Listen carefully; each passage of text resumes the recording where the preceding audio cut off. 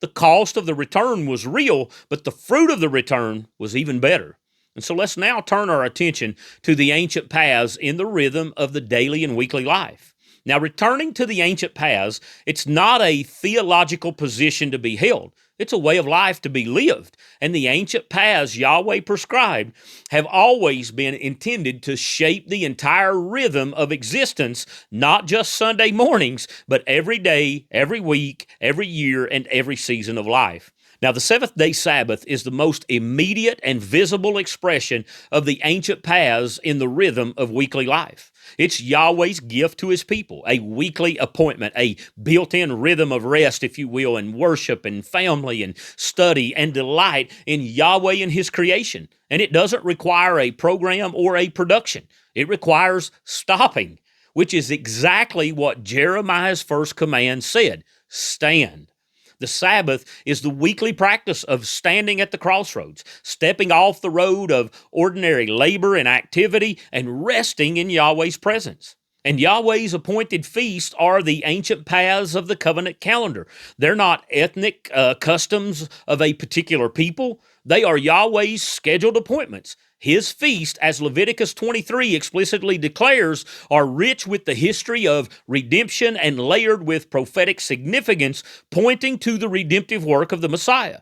Passover, for example, it's not a Jewish holiday, if you will, that Christians replaced with Easter. It is the feast in which the Messiah himself was slain, the Lamb of Yahweh, whose blood was applied to the doorposts of heaven, if you will, and it is one of Yahweh's ancient paths waiting to be walked in all of its fullness by those who are in covenant with him through Yeshua. The proper instructions of the Torah, the commands governing how we treat the vulnerable, how we pursue justice, how we speak truthfully, how we conduct our financial lives, how we care for those even on the outer fringes of society, are the ancient paths of community and vocation.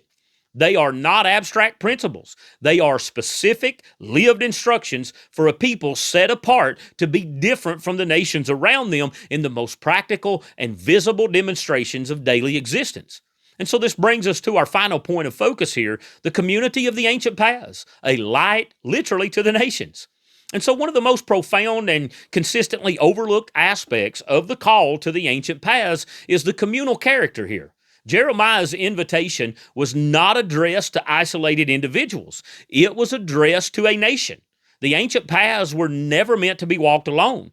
They were designed to be walked in community, in the gathered assembly of Yahweh's people around his word, his appointed times, and his presence. And the result of that community walking together in the ancient paths, it was always intended to be a testimony visible to the surrounding world.